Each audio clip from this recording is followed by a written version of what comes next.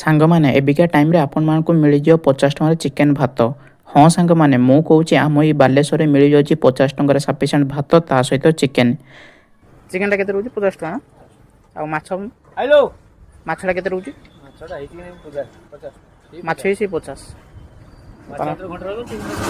ମାଛ ସହିତ ଘାଣ୍ଟଟା ରହିବ। ମାଛ ସହିତ ଘାଣ୍ଟଟା ରହିବ। ଆସିଥିଲୁ ଏଇ ମଉସାଙ୍କ ହୋଟେଲକୁ, ସବୁ ପ୍ରକାର ପ୍ରାଇସ୍ ବୁଝିଥିଲୁ ଆଉ ଗୋଟିଏ ଚିକେନ୍ ମିଲ୍ ଅର୍ଡ଼ର ଦେଇଥିଲୁ।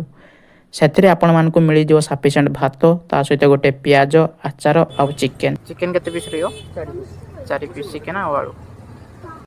ଚିକେନ୍ରେ ଥିଲା 4 ପିସ୍ ବଡ଼ ବଡ଼ ଚିକେନ୍ ପିସ୍ ତା ସହ ଗୋଟିଏ ଆଳୁ ଏବଂ ସଫିସିଏଣ୍ଟ ଝୋଳ।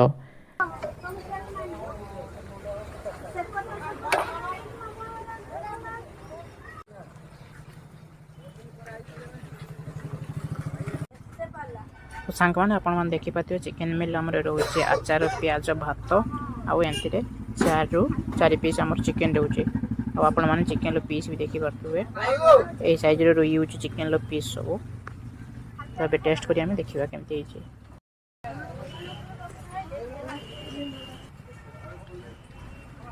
ଚିକେନ୍ ଭଲ ଭାବରେ ସିଝିଛି ଆଉ ଟେଷ୍ଟ ବି ଠିକ୍ ଠାକ୍ ଅଛି। ଆପଣମାନେ ଚାହିଁଲେ ଆସିକି ଥରେ ଏଠି ଟ୍ରାଏ କରିପାରିବେ। ସାଧା ମିଲ୍ଟା 30, ମାଛ 50, ଚିକେନ୍ ମିଲ୍ 50, ରୁଟି ତଡ଼କା ଏକା ରାତିରେ ଏଗୁଡ଼ା ମିଳିଯିବ। ଲୋକେସନଟି ହେଉଛି ରେମୁଣା ମେଡ଼ିକାଲ କଲେଜ ଛକରୁ ମେଡ଼ିକାଲକୁ ଯିବା ରାସ୍ତାରେ ରାଇଟ୍ ସାଇଡ଼ରେ ଭାଇଙ୍କର ହୋଟେଲ ମିଳିଯିବ।